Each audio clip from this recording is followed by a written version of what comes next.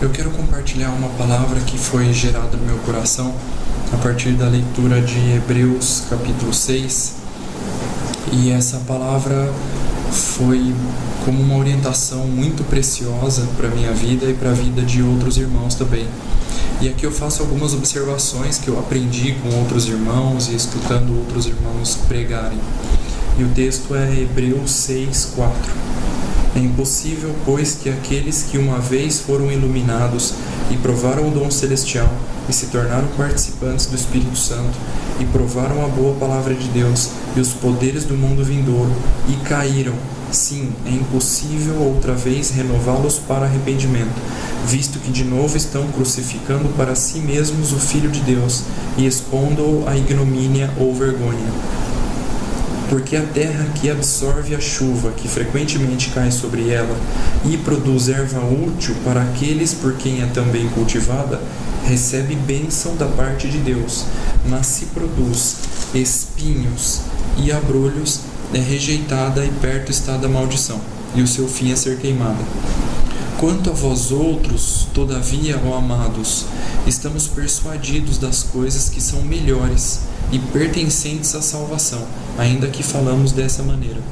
A Revista Corrigida, a respeito desse versículo 9, diz assim: quanto a vós outros, ó amados, esperamos coisas melhores do que estas e coisas que acompanham a salvação.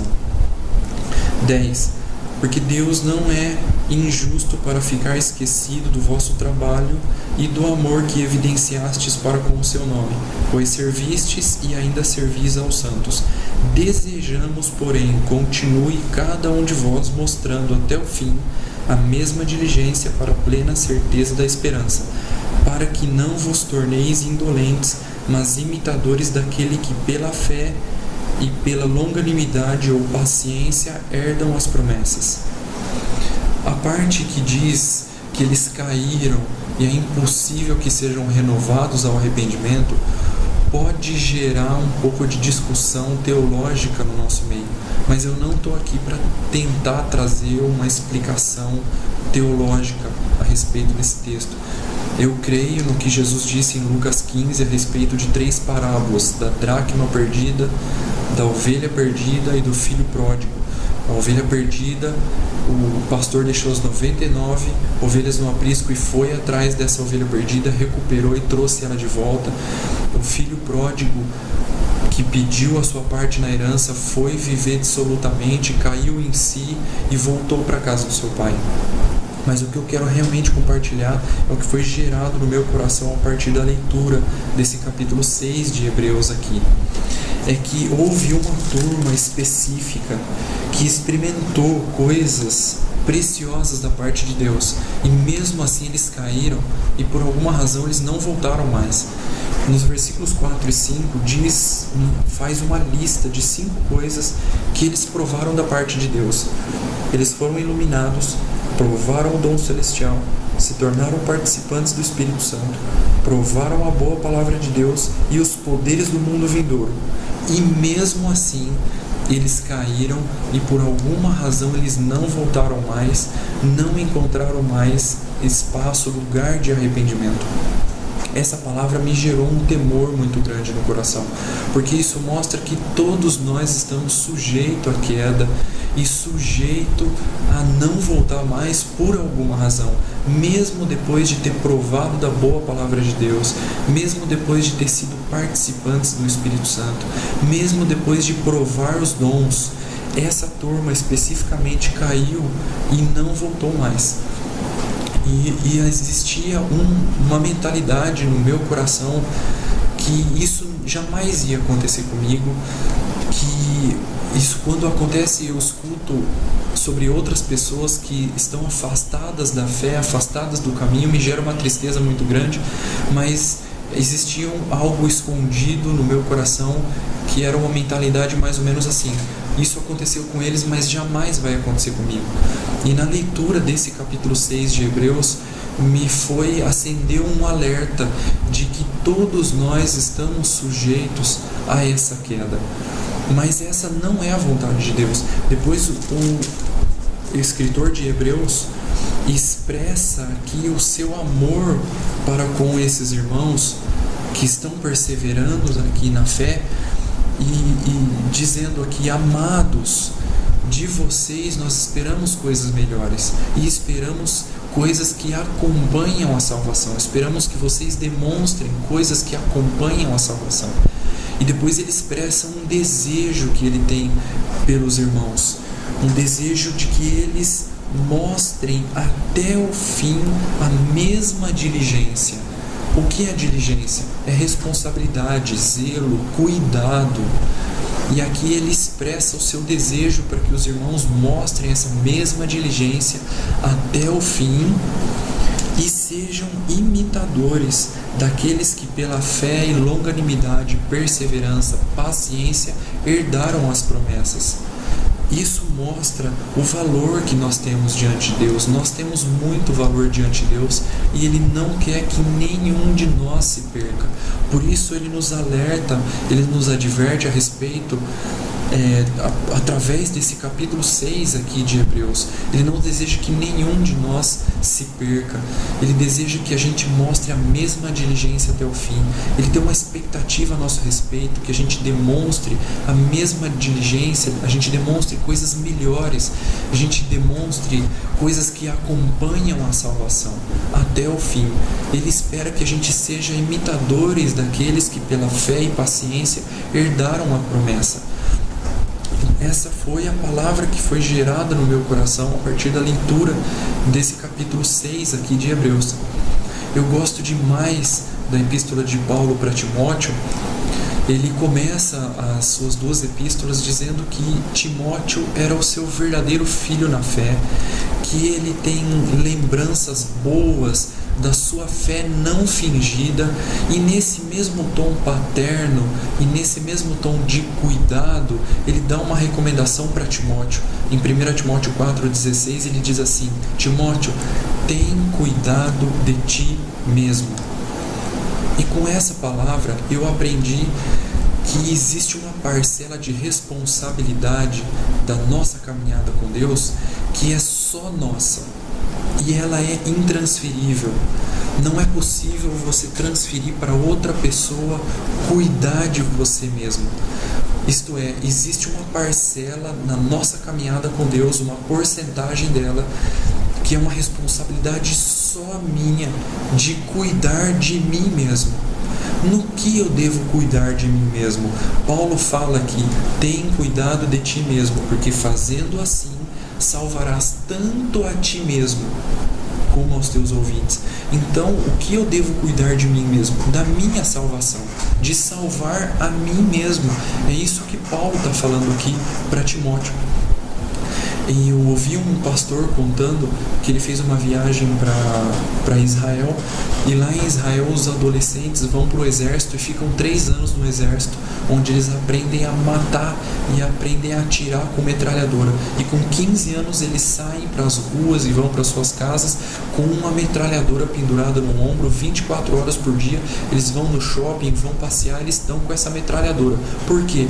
A ordem é que se algum árabe invadir Jerusalém, é para eles matar esse árabe.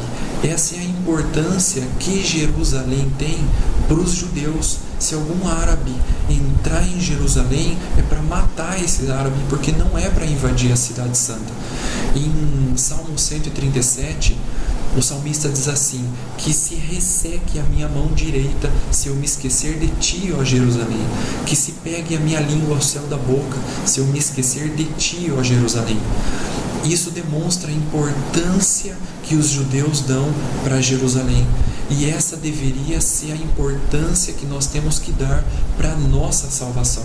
Se entrar algum árabe querendo invadir a nossa salvação, nós temos que matar esse árabe. Nós temos que cuidar de nós mesmos. Isso é uma responsabilidade pessoal, individual e intransferível. Nós temos que ter cuidado com a nossa salvação. Uma vez eu vi um irmão pregando sobre Eclesiastes 10:1, e lá fala a respeito de uma mosca morta que caiu no unguento do perfumador e já foi o suficiente para exalar mau cheiro.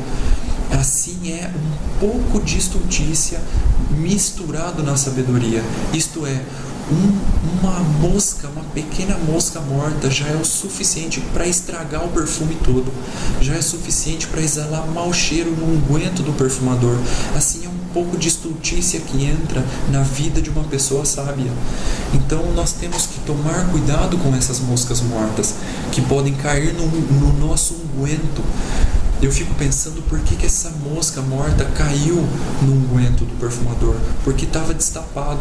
Às vezes nós descuidamos e deixamos nossa vida destapada e cai uma mosca morta. Em Cantares fala sobre as raposinhas. Apanhai-me as raposinhas que devastam vinhedos inteiros. Às vezes nós não damos importância para as raposinhas, porque são quase insignificante o seu tamanho, mas com o passar do tempo elas vão devastando um vinhedo inteiro, uma caminhada longa de anos com Deus. Uma raposinha pode fazer um estrago muito grande. É por isso que Paulo recomenda para seu filho na fé, Timóteo: tem cuidado de ti mesmo. Eu percebi que uma constante confissão dos irmãos gira em torno disso. Eles não estão cuidando de sua salvação. Constantemente eu escuto confissões a respeito disso. Eu estou negligenciando a minha comunhão com Deus, eu não estou tendo tempo com Deus, eu não estou orando o quanto deveria orar, eu não estou tendo tempo de meditar na palavra de Deus, eu não estou dando devida importância para o reino de Deus, eu estou ocupado com outras coisas e estou deixando o reino de Deus em segundo lugar. E se nós observássemos essa recomendação apostólica de Paulo: tem cuidado de ti mesmo, porque fazendo assim salvarás tanto a ti mesmo como aos teus ouvintes, talvez isso seria resolvido no meio da igreja. Nós temos que ter cuidado conosco mesmo, e tendo esse cuidado, essa diligência, mostrando essa diligência cada vez mais até o fim, nós não vamos deixar essas moscas mortas comprometer a nossa comunhão com Deus, ou essas raposinhas devastar anos de caminhada com Deus. É notável essa tendência do ser humano que, com o passar do tempo, ele vai se acomodando. Mas aqui o escritor de Hebreus, ele diz que o seu desejo é que os irmãos mostrem a mesma diligência, cuidado e responsabilidade até o fim. Eu tenho aprendido que uma outra atitude que nós devemos ter para cuidar de nós mesmos é o vínculo com a igreja, o vínculo com o corpo de Cristo, com os irmãos. Por isso, Efésios 4,16, Paulo diz assim: todo o corpo bem ajustado e consolidado pelo auxílio de toda a junta produz o seu próprio aumento em amor. Por isso que em Provérbios diz que aquele que se isola busca o próprio interesse e se afasta da verdadeira sabedoria. É sábio estar bem vinculado ao corpo de Cristo, porque fazendo assim, nós estamos cuidando de nós mesmos e cuidando da nossa salvação, para que os irmãos nos ajudem. Então eu quero te estimular e te instruir para que você esteja bem vinculado ao corpo de Cristo, aos irmãos, à igreja. Me chama muito a atenção a experiência de Saulo na sua conversão. Ele se converteu no caminho para Damasco. Quando ele chegou lá na cidade de Damasco, ele foi batizado por Ananias, e depois ele foi para Jerusalém. E quando ele chegou em Jerusalém, ele procurou se ajuntar com os irmãos, ali com os apóstolos. E os discípulos desconfiaram de Saulo, desconfiaram que ele era discípulo. E eu imagino Saulo ali, novo convertido, cheio de conflito, talvez ali um pouco ainda frágil na fé, o quanto ele deve ter se sentido rejeitado, o quanto ele deve ter se sentido menosprezado por essa desconfiança dos irmãos. Mas graças a Deus que ali no meio da igreja tinha um homem chamado Barnabé. O seu nome era José, e ele recebeu esse apelido pelos irmãos. talvez pela sua postura de consolador. Barnabé significa filho da consolação. E ele teve essa visão, ele discerniu que Paulo se sentiu ali rejeitado pelos irmãos que desconfiaram que ele era discípulo, e ele pegou o Saulo ali pela mão e levou junto dos apóstolos e contou como ele havia visto Jesus no caminho para Damasco e havia se convertido de verdade. Então ali Paulo, animado por Barnabé, começa a pregar ousadamente em Jerusalém, e logo ele arrumou confusão com os helenistas que procuravam matá-lo. Então ali Paulo, que arrumou uma confusão, os discípulos levaram ele até Cesareia, se não me engano, e pagaram uma passagem só de ida para ele para Tarso, porque Saulo, aquele novo convertido, estava dando trabalho, arrumando confusão, cheio de conflitos.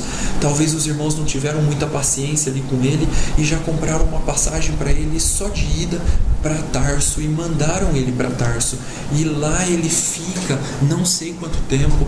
Como Saulo estava, ninguém sabe. Ele fica no capítulo 10, no capítulo 11, lá sozinho em Tarso, e conta no capítulo 11 de Atos que Felipe chegou na cidade de Antioquia e evangelizou aquela cidade, e houve um avivamento ali. Então os apóstolos de Jerusalém mandaram Barnabé para aquela cidade, que, vendo a graça de Deus, fortaleceram os irmãos, mas ele se lembrou de Saulo, que estava lá sozinho em Tarso. E ele foi atrás de Saulo em Tarso, foi buscá-lo e pegou Saulo novamente pela mão e fez ele participante daquele avivamento que havia acontecido ali em Antioquia. Depois, no capítulo 13, nomeia Barnabé e Saulo entre os profetas e mestres em Jerusalém, e ali se inicia o ministério apostólico de Paulo em Antioquia, e ele é enviado pelos irmãos para várias viagens missionárias, e mais para frente Paulo e Barnabé chama junto a João Marcos para fazer parte das viagens missionárias. Mas em alguma determinada viagem ali, João Marcos se aparta deles, volta para Jerusalém, e Barnabé diz para Paulo chamar João Marcos de volta para as viagens missionárias. Só que Paulo diz que não, e de alguma maneira ele rejeita ali João Marcos. Mas novamente Barnabé, o filho da consolação, pega João Marcos pela mão e cumpre ali o seu ministério de consolador e de vincular e enxertar esses irmãos que de alguma maneira são rejeitados por outros, junto da igreja, junto do ministério, junto do mover e do avivamento de Deus. E ali Paulo leva João Marcos a fazer viagem missionária junto com ele. Então é notável, quando você estuda a vida de Barnabé no meio da igreja, esse ministério de chamar para perto esses que estão se isolando, os que estão se sentindo rejeitados pelos irmãos. Eu dou graças a Deus pelo ministério de Barnabé, filho da consolação, que chamou para si esse Saulo novo convertido e cheio de conflitos, chamou para junto de si, depois fez ele participante do avivamento em Antioquia. Aonde foi que começou o ministério apostólico de Paulo? Foi em Antioquia. O que seria de Paulo sem Barnabé na vida dele?